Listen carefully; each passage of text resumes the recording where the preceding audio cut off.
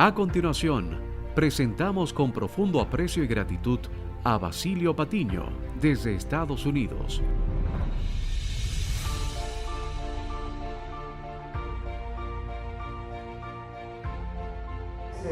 Es ignorante de historiadores, futurólogos y aún muchos ministros del Evangelio se atrevieron a señalar que esto sería una desaparición inminente de las cosas. Entonces quedó a la puerta de esta época histórica avisar el futuro como una situación apocalíptica o unos tiempos nuevos.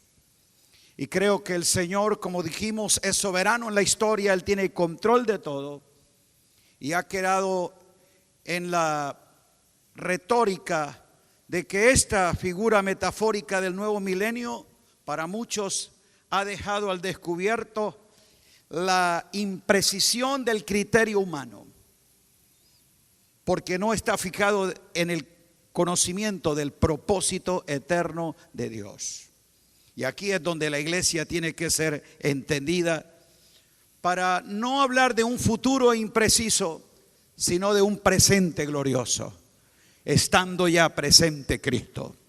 El Cristo presente, en su verdad presente, activo en el propósito eterno a través de la iglesia, que es el misterio escondido y el plan que Dios siempre se propuso. Por eso la iglesia de Cristo no es el plan B que surge después de que alguien ha fallado. Siempre fue el plan perfecto de Dios, porque ella estaba escondida en Cristo Jesús. A esa iglesia en este tiempo histórico y en este recorrido cronológico, en su sentido más estricto, entonces le corresponde encarar desafíos reales en esta generación presente. El fenómeno de los milenios. Esa generación que nace precisamente con un desconcierto y una imprecisión de los asuntos de la vida, porque no tienen los modelos correctos. Y aquí es donde cabe a todos los redimidos del Señor preguntarnos por el presente y el futuro que hemos de encarar. Y la pregunta precisamente debe apuntar hacia cuáles serán las maneras precisas y prácticas en que asumiremos esos desafíos, enfrentaremos esos retos y superaremos esas amenazas, porque la iglesia no está para sobrevivir en el mundo, sino para reinar en vida con Cristo Jesús. La iglesia no está ella para verse asustada por los acontecimientos que suceden en las naciones, sino para ser dirigida por el asunto que se definió en la cruz. La historia nuestra no lo define como las naciones y los asuntos del cosmos se presentan, sino como ya fueron definidos en Cristo, y de lo cual nosotros debemos ser entendidos. Por eso, preguntarse por cuáles serán los desafíos más retantes que tenemos en estas primeras décadas. Ya llevamos casi 2 décadas de este siglo XXI. No puede ser un ejercicio especulativo ni tampoco un asunto simplemente académico. Esto tiene que hacerse con seriedad y entendimiento, porque parte de nuestra responsabilidad, de nuestra fidelidad al Señor y al propósito por el cual nos ha escogido, pero también nuestro compromiso con esa bendita y magna misión que Él nos ha dejado y no puede ser cambiada. Él lo declaró: como me envió el Padre, así también yo os envío. Diga cómo. Entonces no tenemos que inventar. Él lo ha definido. El cómo no parte de lo que nosotros sospechamos o proponemos, sino de lo que Él ha ejecutado. El diseño y todo lo que está escondido en la sabiduría de Dios ha sido revelado en Cristo. Diga cómo. Es ahí considerar al apóstol y puesto los ojos en aquel que nos dice la realidad de ese cómo y de ese qué.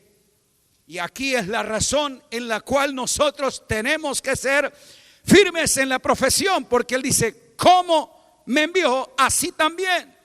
Ese así también está diciendo con el mismo mensaje, con el mismo modelaje, con la misma misión, sin cambiar nada. Así también sigue siendo entonces a la manera de Dios.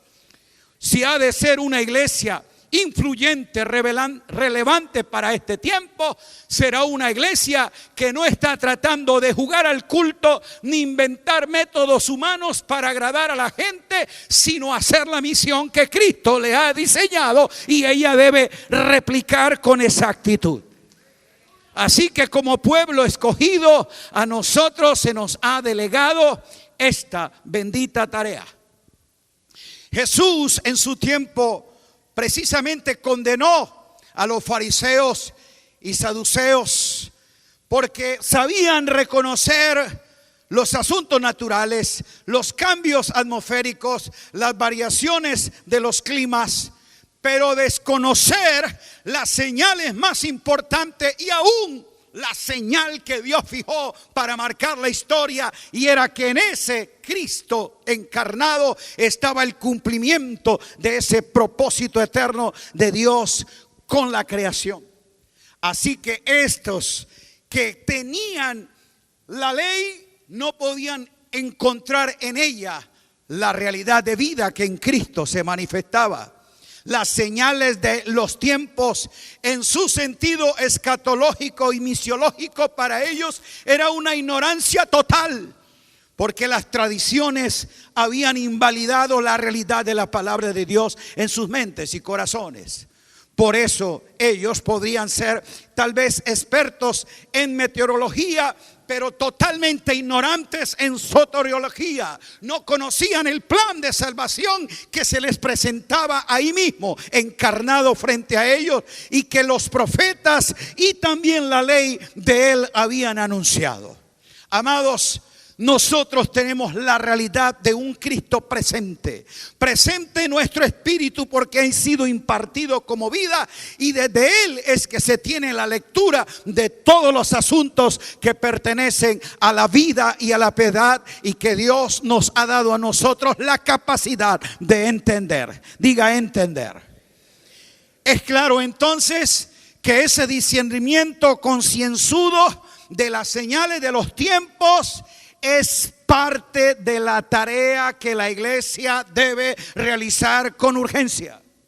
La razón de esa tarea no es otra que la del reconocimiento que tenemos como misión de pueblo de Dios. Se tiene que dar y siempre se ha dado dentro de un contexto histórico y social. La iglesia no puede estar ausente de esa realidad.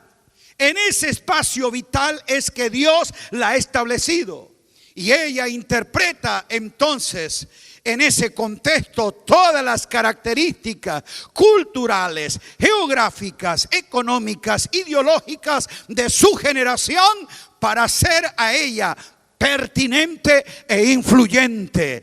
Alabe a Dios por ser parte de una generación marcada para algo glorioso.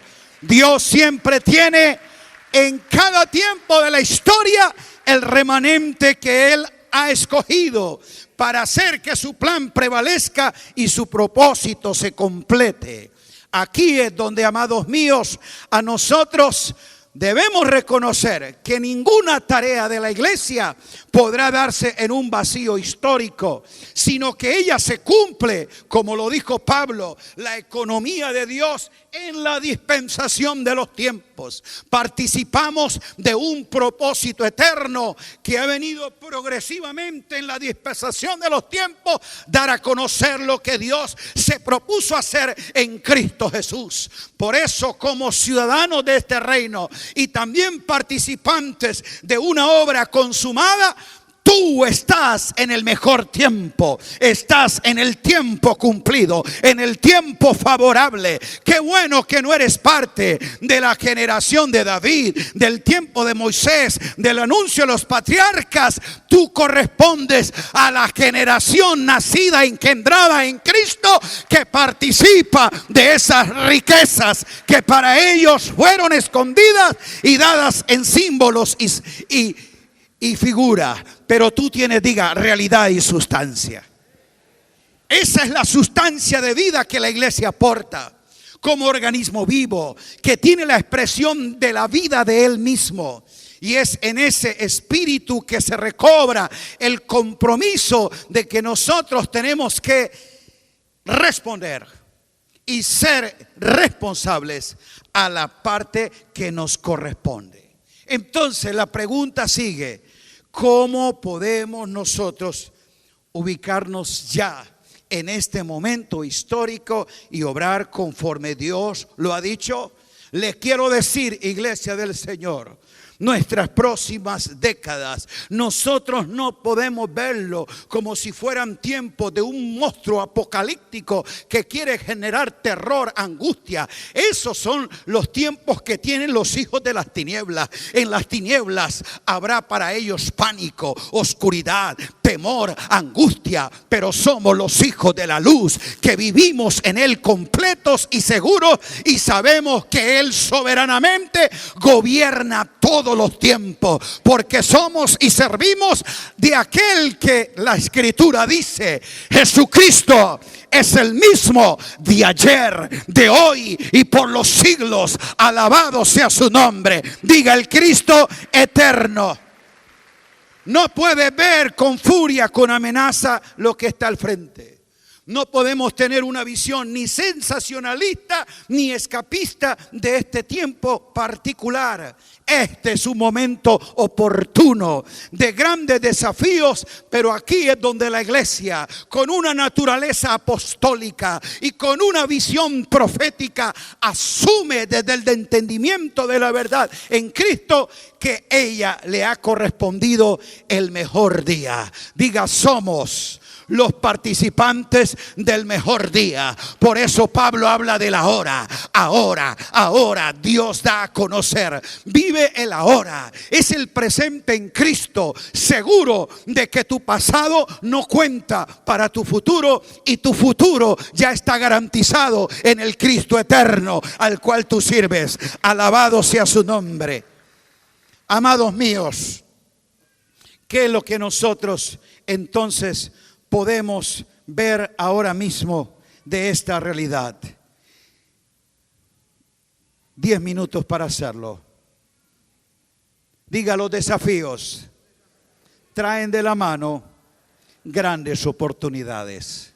Sí hay retos, sí hay desafíos, pero precisamente este es un tiempo oportuno. Y Dios nos ha permitido en este tiempo de desafío ver que en ello nosotros obramos con su gracia y favor. ¿Sabe? Porque nosotros participamos del tiempo oportuno, del que Él ha establecido. Es importante que cada uno de nosotros sepa la seguridad de aquel que nos dijo: de aquí en adelante. Diga: de aquí en adelante. ¿Sabe qué dijo Él? De aquí en adelante veréis los cielos abiertos. Somos la gente que vive con cielos abiertos, disfrutando el favor de Dios, que ese trono de gracia dispensa para nosotros en cada tiempo y oportunidad lo que es necesario para que su propósito se complete. Mientras no te ubiques de aquí en adelante, estarás pensando entonces que hay un diablo que te está cerrando los cielos, robando la bendición o impidiendo de que Dios te bendiga y te respalde. Diga: de aquí en adelante. Oh Señor, que yo pueda caminar con ese entendimiento de un cielo abierto, de un favor oportuno, de una manera especial en que acontece no a algunos que tienen algún privilegio, sino a todos. Eclesiastés 9:11 dice: tiempo y oportunidad acontecen a todos. Todos los hijos del Eterno entonces gozan de ese tiempo oportuno. Y dígale al que está al lado: este es mi tiempo. Porque es el tiempo del Señor para nosotros, que lo tomamos ahora. Y aquí es donde la iglesia tiene la obligación de involucrarse continuamente en la tarea de enfrentar los tiempos con una investigación seria, con una reflexión responsable desde el propósito eterno en Cristo, desde el entendimiento de la obra consumada, de lo que es la sabiduría de Dios dada en Cristo. Desde allí es que nosotros podamos, al filtro de ese nuevo pacto, ir a las Escrituras para encontrar la dirección precisa. Esa palabra sigue siendo inspirada para revelarnos la verdad de Dios y seguirá siendo lámpara a nuestros pies, que nos indica el caminar diario con luz, con seguridad, y también lumbrera a nuestro camino. Esa escritura nos hace en Cristo vivir el día a día con sabiduría, con inteligencia espiritual, pero también proyectarnos con mayor seguridad. Esa palabra en Cristo nos revela precisamente lo que otros no conocen. Diga lumbrera. Oh, sí, creo que la iluminación del Espíritu como nunca antes se vaciará sobre esta generación para darle sabiduría e inteligencia espiritual. Sé del ministerio soberano y la acción poderosa y dinámica del Espíritu en la vida de los hijos, así como los hijos de las tinieblas en conocimiento, tecnología, seguridad, crecen. Creo que hay una sabiduría superior que es la de Dios, dándole a los hijos del Eterno el entendimiento y la inteligencia. Que no abandonemos entonces la fuente donde vendrá esa luz, diga el Espíritu y la palabra. Que volvamos entonces a la Biblia, allí a escudriñar las Escrituras para hallar una palabra que es viva y eficaz en nuestro presente y en nuestro futuro. Alabado sea su nombre. ¿Cuántos lo creen? Cuando vimos todo esto, entonces esta es una oportunidad. ¿Qué es la oportunidad? De ser, diga, influyentes y pertinentes. Debemos recuperar esa capacidad y habilidad que desarrollaron de forma especial Jesús, quienes anunció el mensaje, presentó a toda persona en cada realidad y en cada contexto de manera integral la razón por la cual había sido enviado. Para esto he sido enviado. Sin cambiar lo que de él estaba escrito y cumpliendo lo que para el Padre le había enviado, entonces nos dice: así también yo os envío. A mi modo de ver, para el primer siglo, quien ha podido entender el cómo, a quien se le ha revelado con precisión ese diseño, es aquel que lo pudo implementar y extender hasta lo último de la tierra, el apóstol Pablo. Así que mirar entonces cómo ellos administraron esas realidades, y allí está el compromiso que nosotros no podemos negociar. Y es en este tiempo hacer como Pablo un trabajo inteligente, pero asumir con una conciencia de fe una lucha porque el propósito se cumpla. Pablo en Colosenses nos dice que frente a las realidades de este misterio escondido, al saber lo que en Cristo Dios ha revelado y que Él en nosotros es la esperanza de gloria, diga: Cristo en nosotros. Cristo en nosotros seguirá siendo la esperanza de gloria para una iglesia que la porta y de gloria para un mundo que la necesita y espera la manifestación gloriosa de los hijos de Dios. Frente a esto, Pablo dijo: para lo cual yo lucho, trabajo, enseñando, aclarando, amonestando, para presentar perfecto, maduro, desarrollado, entendido a todo hombre. Él quería que todo hombre con inteligencia espiritual y con códigos de justicia claros en Cristo Jesús fuese enteramente preparado para toda buena obra. Y él dijo, y esto lo voy a hacer. Por eso, amados míos, que cada uno de nosotros vaya de aquí con la idea de que este trabajo se tiene que asumir. No vea el ministerio como una carga, como un asunto frustrante, de desgaste, ni de decepción, para que terminemos nosotros abortando la misión, o también como algunos frustrados. En el nombre poderoso de Cristo, afirmo que ninguno de nosotros estará en la lista de aquellos ministros que abandonaron su jornada, que dijeron no queremos más esto, que terminaron resentidos, abandonados y frustrados por lo que sirvieron dentro a veces de una institución, y ni mucho menos que sean parte de esa lista que con dramatismo y nostalgia se nota. Y mire usted, en el último año y medio, más de 10 ministros del evangelio en Norteamérica, Suramérica, Centroamérica se han suicidado por asuntos de depresión, de decepción y desilusión con la vida y con el ministerio. Yo creo que Dios no nos llamó para que ese fuese nuestro final. Nuestro final será glorioso. Acabaremos esta carrera con gozo. De ti no se dirá fracaso, de ti no conoceremos tragedia, de ti no sabremos dolor ni angustia, ni un final traumático. Tu final ya está determinado. Usted empieza, pone y dice: he acabado la carrera con gozo. Esta carrera no acabó mi vida, no acabó mi ministerio, no acabó mi familia, no acabó mis hijos, no acabó mi matrimonio. Esta carrera yo la acabo con gozo, porque voy a luchar y voy a trabajar. Pero no yo, sino según la potencia de Cristo en mí. Póngase de pie, aleluya, y declare, diga: la potencia de Cristo en mí. Lo iremos a hacer. Lo iremos a hacer. Va a ser retante tener a esa generación al frente. Ministrar también a una cantidad de gente que estuvo participando de otros aspectos. Va a ser un desafío de esa congregación que viene precisamente de formatos tal vez incompletos, de experiencias de desilusión, de abuso ministerial, algunos desencantados de lo que es la iglesia, porque lo que vieron fue la organización, no el organismo. Lo que vieron fue la congregación que el hombre levantó, no la iglesia que Cristo edificó.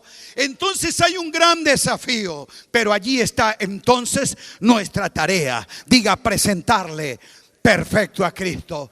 ¿Quién dijo que era cuestión de un evento? ¿Quién dijo que era cuestión sencillamente de una clase? Es un proceso formativo, educativo, escritural, intencional, continuo, que requiere, diga, trabajo. Vas a tener una acción inteligente, y es la obra del Espíritu haciendo conocer qué es la edificación. Pero también vas a enfrentar factores de resistencia, porque va a haber una lucha. Dios no te envía a una guerra espiritual, es a una lucha y una batalla de la fe, donde va a hacer que esos puedan ser entendidos de lo que es la verdadera realidad. Diga: Cristo en nosotros, la esperanza de gloria. Esa tarea la iremos a hacer. Y muchas veces nos cuesta ser pertinentes, ser nosotros gente de influencia, porque hemos espiritualizado todas las cosas. Nos hemos vuelto lejanos y reales de cada persona, presentando a todo hombre un interés profundo, una pasión real de verle en Cristo, porque no vas a ver una oveja para tu redil, ni vas a ver un número en la membresía de tu congregación. Va a haber un hijo del Eterno elegido, al cual Dios te ha confiado de que tú te lo presentes a Él, terminado, completo de lo que Dios ha hecho en ti. Alabado sea su nombre. Por eso creemos que es una iglesia, diga, que asume el compromiso. Pero amado, un compromiso sin acción, un compromiso sin un trabajo inteligente, es una cuestión de ilusión, y nosotros estamos dirigidos es por esa visión celestial.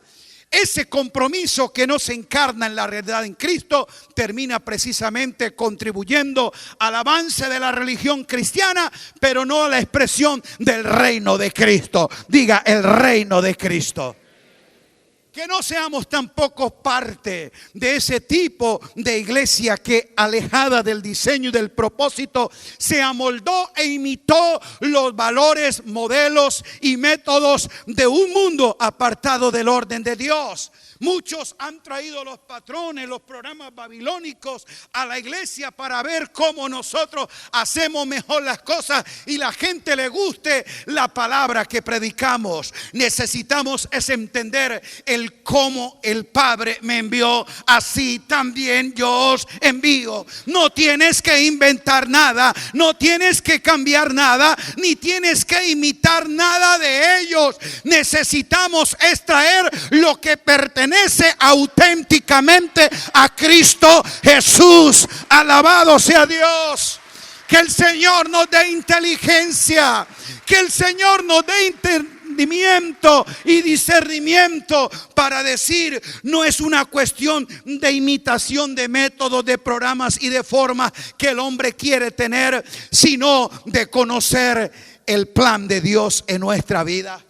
Por eso, amado ministro, no sigas comparándote en lo que haces con lo que otros hacen. No compares ni el edificio que te reúnes con el tamaño de otros, ni el número de congregantes que tienes con el número de otros. No compares lo que otros están haciendo. Considerad aquel, tu punto de referencia, tu modelo único, tu patrón en el cual tienes que ser conformado es el Cristo y solo Cristo, para que tú puedas entonces desde allí verte sin celos, sin envidia, sin complejos, sin inferioridades, ni tampoco verte aprobado por lo que un sistema aplaude, sino aprobado por lo que Dios ha establecido.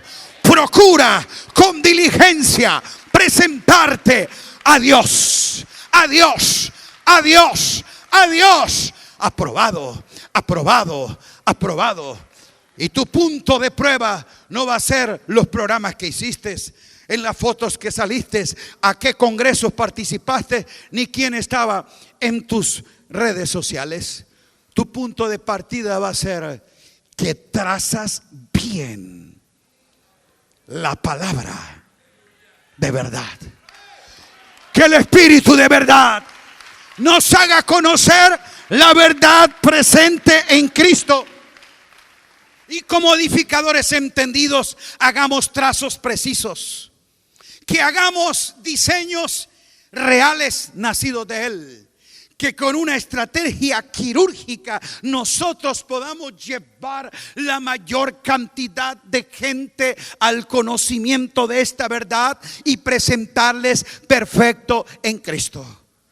Por eso no sigas midiendo tu crecimiento como lo dice la gente, cómo ampliaste las instalaciones y cuánto más se congregan. Ese crecimiento tiene que ser medido, es cuánto crece Cristo en la vida de aquellos a los cuales tú edificas. Cómo Cristo está siendo formado y se mostrará precisamente en el fruto. Va a haber una evidencia para medir ese crecimiento. ¿Y sabe cuál va a ser?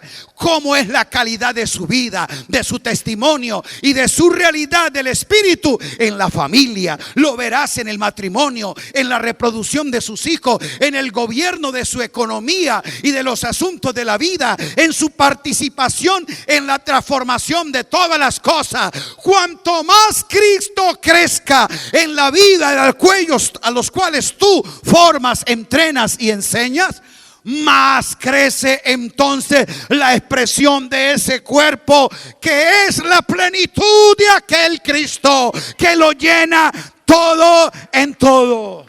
Amados, esta es la oportunidad más grandiosa. Nos corresponde ser la generación que tiene la oportunidad de comunicar el evangelio del reino de Dios de forma masiva.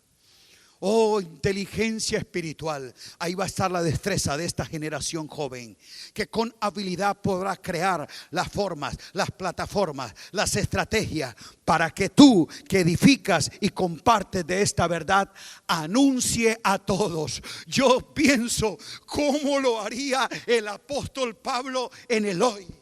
¿Qué estrategias y formas agresivas, contundentes y reales él estaría dando a conocer a todos el misterio en Cristo Jesús? Pero somos privilegiados. Nos corresponde entonces llevar a esta generación el mensaje que hasta ahora no ha sido claro. Diga, el evangelio. Sí, generaciones anteriores han oído evangelio, pero no es el evangelio del reino de Dios, donde Cristo como rey es el que define el orden de cosas, el que establece la verdad absoluta, el que genera el principio de vida.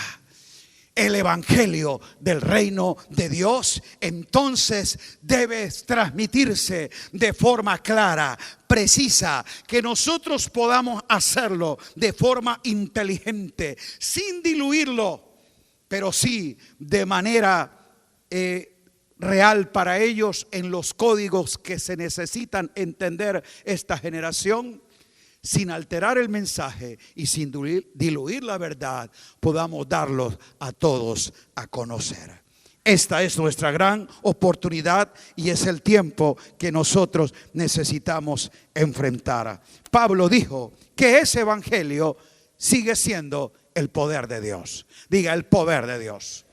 El poder de Dios será manifestado por la proclamación y testimonio de que el reino de Dios se hace evidente en aquellos que han nacido de nuevo. Poder de Dios, poder de Dios, poder de Dios se verá en esa proclamación, y allí estará el respaldo absoluto de aquel que dijo: estaré con vosotros todos los días. Ese es el rey que nos envía a hacerlo y nos respalda en todo cuando nosotros vamos. Diga, vamos a ir.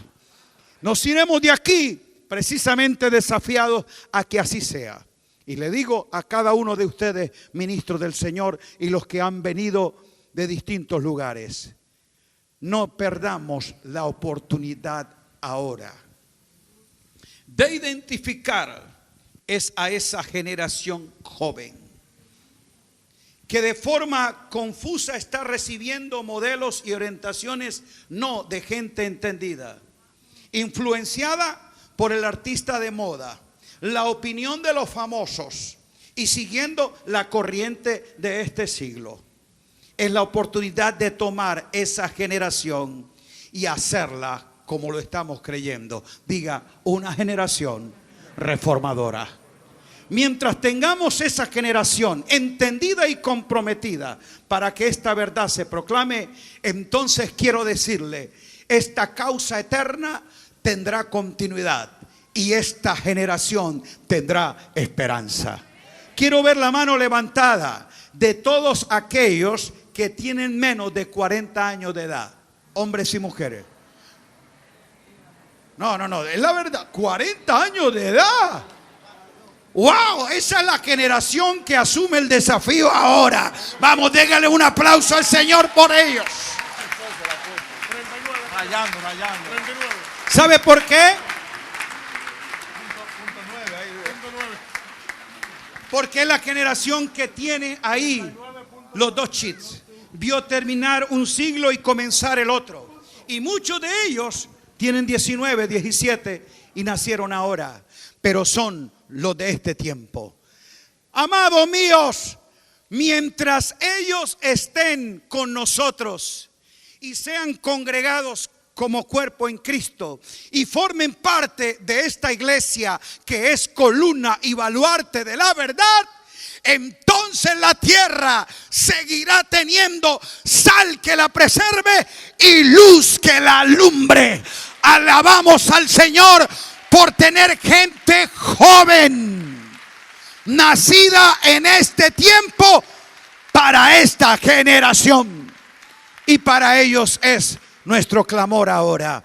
Padre, en el glorioso nombre de Cristo Jesús, creemos que el Espíritu marca la mente y el corazón de esta juventud. Señor, que de manera apasionada e incondicional ellos se rendirán a esta causa eterna. Serán entendidos, porque la iluminación del Espíritu les dará, Señor, una inteligencia y sabiduría espiritual de manera amplia. Y sé, Padre, que por ese poder exponencial de tu Espíritu, ellos avanzarán. Aleluya. Avanzarán para llegar donde no llegamos nosotros, para poder realizar lo que nosotros no realizamos. Gracias, Padre, porque en las naciones tú estás levantando a esa juventud que se rinde, Señor, a esta visión celestial. Mueren a los ideales, a los sueños y a las ilusiones de este posmodernismo y viven a la realidad de Cristo en ellos como esperanza de gloria. Los declaramos protegidos. Ninguna cizaña del mundo, ninguna ideología perversa podrá confundirles. Señor, ninguna desilusión podrá a ellos apartarles. Yo sé que la semilla incorruptible del reino que está plantada en sus mentes y corazones produce fruto para la vida eterna. Los dedicamos, Señor, para esta tarea y sabemos, Señor, que ellos serán fieles a ti y a tu reino eterno. Amén. Un abrazo a todos en el amor de Cristo Jesús y a toda esa juventud maravillosa por Cristo. Y en Latinoamérica decimos: la iglesia está presente. Alabe al Señor, aleluya. Un aplauso al Rey y un abrazo a tu hermano.